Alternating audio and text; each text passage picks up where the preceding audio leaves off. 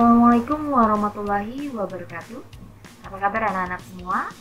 Semoga selalu sehat, berbahagia, dan senantiasa berada dalam lindungan Allah Subhanahu wa Ta'ala ya. Berjumpa kembali bersama Ibu Halimah dalam materi tema 2, subtema 3 pembelajaran 1, kelas 3 SD. Bagaimana anak-anak? Siap untuk belajar hari ini? Jika sudah siap, mari kita mulai pembelajaran dengan membaca doa belajar.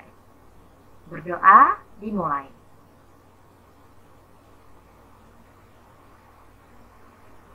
Berdoa selesai. Yuk kita mulai pembelajarannya. Siti sangat senang dengan bunga melati. Siti membeli bibit bunga melati. Dia ingin menanamnya di dalam pot. Siti belum tahu cara menanam bunga melati. Siti pergi ke perpustakaan sekolah. Di sana dia menemukan buku yang dibutuhkan.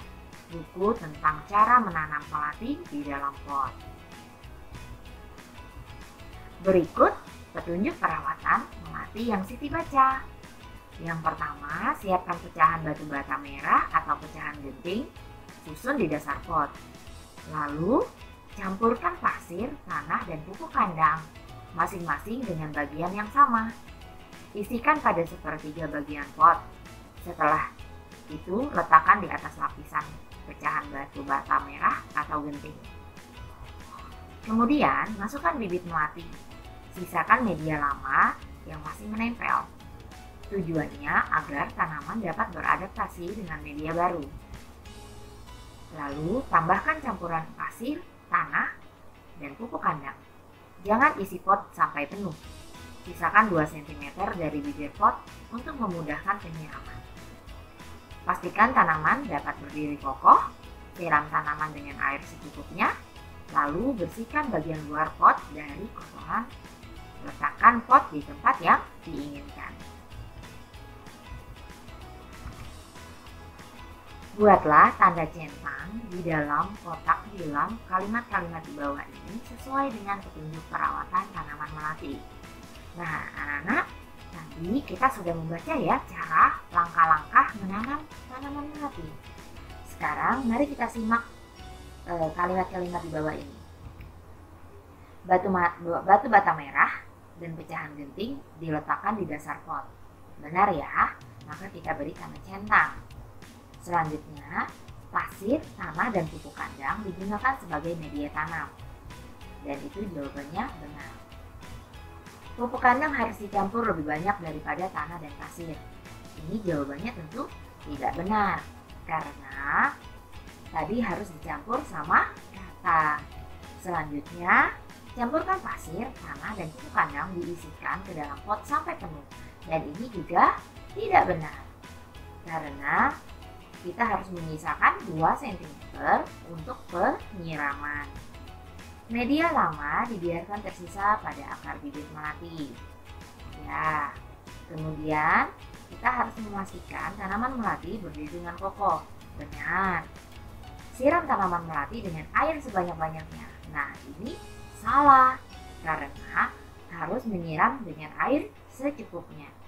Selanjutnya, sebelum diletakkan di tempat yang diinginkan, bagian luar pot harus dibersihkan, dan ini juga benar. Jadi kita sudah bisa mengetahui mana cara yang benar dan mana cara yang salah ya anak-anak. Selanjutnya, Siti ingin mengetahui cara merawat bunga mawar. Ia mendatangi penjual bunga mawar untuk bertanya tentang cara perawatan bunga mawar. Jika kita ingin mengetahui perawatan suatu tanaman, kita harus bertanya kepada orang yang memahaminya. Tanaman apa yang kamu ingin ketahui perawatannya? Nah, lakukanlah wawancara dengan orang yang memahami cara perawatannya. Tulislah hasil wawancara yang telah kamu lakukan. Jadi anak-anak, kalau ingin mengetahui sesuatu boleh bertanya dengan cara wawancara. Boleh dengan anggota keluarga di rumah. Nih salah satu contohnya. Cara menanam tanaman. Ada pertanyaannya. Selamat siang Pak Udin. Selamat siang anak-anak. Ada yang bisa saya bantu? Oh iya Kak Udin, saya ingin menanyakan tentang cara merawat tanaman. Boleh kan Kak? Oh silahkan, tanyakan saja. Apa saja yang ingin kalian ketahui tentang merawat tanaman? Nah, di sini mulai ada pertanyaan yang menjurus atau langsung menuju ke cara merawat tanaman. Anak-anak bisa menyimak pertanyaan dan cara merawatnya ya. Nah, ini adalah contoh dari teks wawancara. Jadi apa yang ingin diketahui tentang tanaman tersebut, bagaimana cara merawatnya, dan lain sebagainya. Dan jangan lupa setelah mendapatkan informasi, sebelum pamit kita juga mengucapkan terima kasih ya. Di sini sudah ada caranya kita berterima kasih, informasinya. Baik anak-anak, selanjutnya kita lanjutkan pembelajaran. Di sekolah Siti ditanam pohon sirih. Sirih adalah tanaman yang tumbuh merambat. Daunnya berbentuk jantung dengan ujung daun runcing. Panjang daun sirih sekitar 5-8 cm dan lebar sekitar 2-5 cm. Jika daunnya diremas akan mengeluarkan bau khas. Siti dan teman-temannya akan mengukur panjang pohon sirih. Sebelum mengukur pohon sirih, Siti dan teman-temannya belajar tentang garis bilangan. Nah, yuk kita amati bersama garis bilangan di bawah ini. Nah, inilah yang disebut dengan garis bilangan, yaitu ada tanda panah dengan angka-angka di bawahnya. Garis bilangan dimulai dari angka 0, setelah angka 0 berurutan secara tepat, 1, 2, 3, dan seterusnya. Nah, tulislah angka yang seharusnya menempati huruf pada garis bilangan di bawah ini.